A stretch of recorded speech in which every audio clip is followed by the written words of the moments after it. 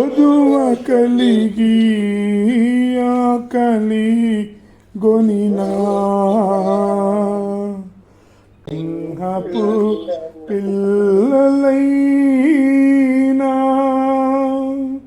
కొదువ కలిగి ఆకలి గొనినా నీ పిల్లలు ఆకలితో అలమటింతురా నీవున్నంత వరకు నీ పిల్లలు ఆకలితో అలమటింతురా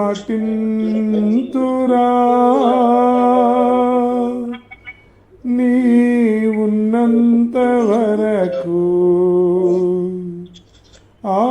ఆచయాకరుడా నా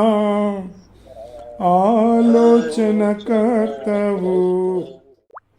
దేవుని పరిశుద్ధ గ్రంథము నుండి రోమీయులకు రాసిన పత్రిక 12వ అధ్యాయము 11వ వచనాన్ని మనం జ్ఞాపకం చేసుకుందాం.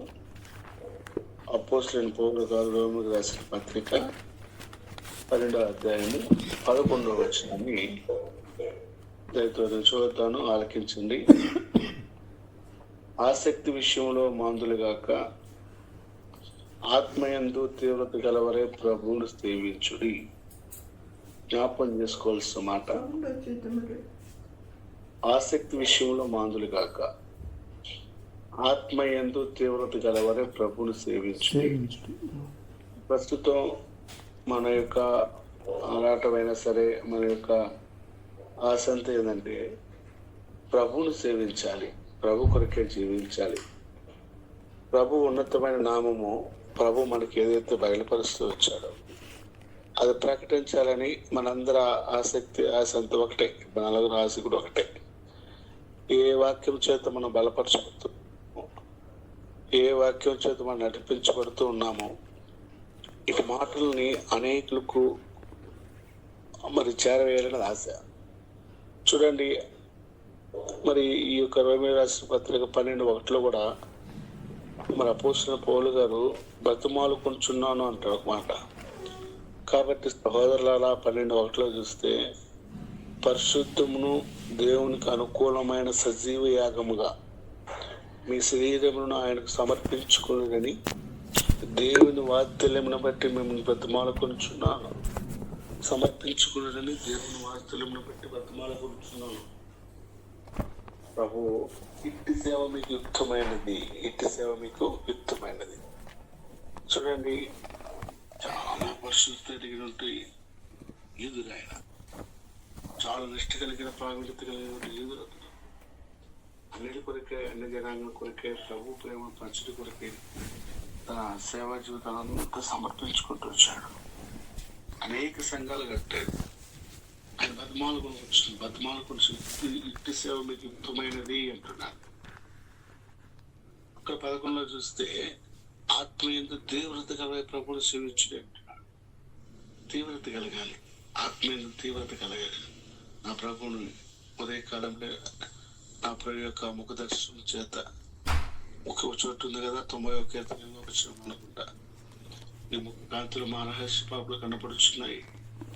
తర్వాత కీర్తన 15లో లాస్ట్ చివరకు వచ్చినప్పుడు ప్రభా మీ యొక్క కృప కొరకు నిరీక్షించే వరకు మేము ఉండాలి, లేదా మీ రక్షణ కొరకు అనుదినము మేము ఉత్సాహించే వరకు ఉండాలని. ఈ మాటలన్నీ కూడా యుక్తమైన సేవ నిమిత్తమై ప్రభు కృప కొరకే కనిపెట్టి వారల్లా. మరి అందువల్ల కలుగు ప్రయోజనం ఏదని మనం అనుకోవచ్చు. చూడండి, నార్మల్గా ఏదన్నా ఒక పని చేస్తే దాని నుంచి కొంత మనం ఆశిస్తాం. మరి ఈ పని చేస్తున్నాం కదా, ఈ పని వల్ల మనకు వచ్చి ఒక ఆదాయం ఏందని కూడా ఆలోచించవచ్చు.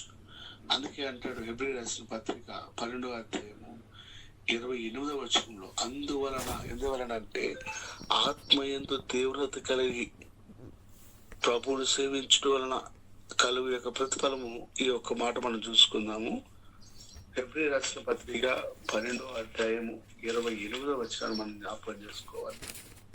12:28 చాలా స్పష్టంగా మాట్లాడతారు ప్రభు. 12:28 ఏమంటాడంటే చూడండి, అందువలన మనము నిశ్చలమైన రాజ్యమును పొంది, పరిస్థితిలో ఈ మాట జ్ఞాపకం చేసుకో, అందువలన మనం నిశ్చలమైన రాజ్యము పొంది దైవ కృప కలిగి ఉందము. ఆ కృప కలిగి వినయ భయభక్తులతో దేవునికి ప్రీతికరమైన సేవ చేయొచ్చు. ఏలైనగా మన దేవుడు దహించు అగ్ని ఉన్నాడు. ఇది జ్ఞాపకం చేసుకో. అందువలన కలుగు యొక్క నిశ్చలమైన రాజ్యం, శాశ్వతమైన రాజ్యం, లయమగాని రాజ్యం, సూర్యచంద్ర నక్షత్రములు నిత్యం ప్రకాశించు ఆ యొక్క వెలుగుమైనటువంటి రాజ్యంలో నువ్వు నేను వారసులుగా ఉండాలని దేవుడు ఇష్టపడుతున్నాడు. పరిస్థితిలో గుర్తుపెట్టుకోవాల్సిన మాటలు జ్ఞాపకం చేసుకుని ప్రభువా, ఆ మహిమాయుక్తమైన జీవముల యొక్క సేవ, ఆత్మ సంబంధమైన ఆసక్తితో చేస్తున్న సేవ ఎక్కడికి నడిపిస్తున్నానంటే నిశ్చలమైన రాజ్యము, శాశ్వత రాజ్యము, కృప కలిగిన రాజ్యము, మనన్నము లేని రాజ్యము, ఆ యొక్క రాజ్యంలో వారసులు కూడా సహాయపడుతున్నారు. ఒక్కొక్క దినాన శిష్యులు పరిగెత్తుకుంటూ ప్రభు దగ్గరికి వచ్చారు. ప్రభా మీ నామంలో నేను ప్రార్థన చేస్తున్నప్పుడు దెయ్యాలు కూడా మాకు లోబడుతున్నాయి అన్నాడు. ప్రభు అందుకు ఒక మాట అన్నాడు, దెయ్యాలు లోబడుతున్నాయి ఆనందపడుతున్నారా?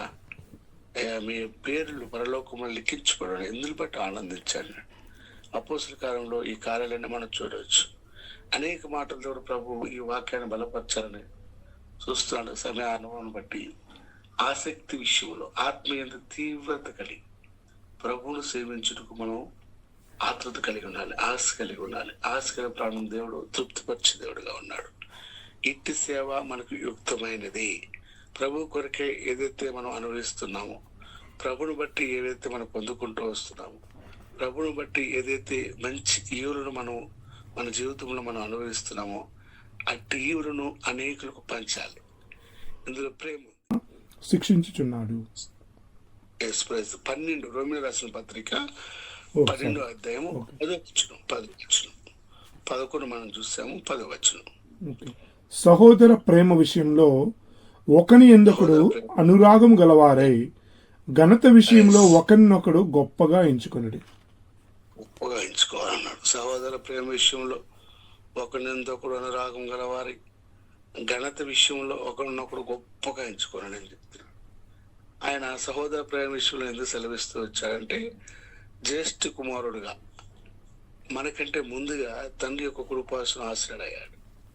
సహోదర ప్రేమ మన కలిగజేస్తూ వచ్చాడు. ఇందులో యూదులను లేదు, గ్రీకు దేశస్తు లేదు. గలతీ రాసిన పత్రిక 3:23 చూస్తే 27 నుంచి 29 వరకు చూస్తే ఇందులో సమానత్వం కలిగజేస్తాడు. సహోదరుగా నిన్ను నన్ను ఏర్పరచుకుంటూ వచ్చాడు.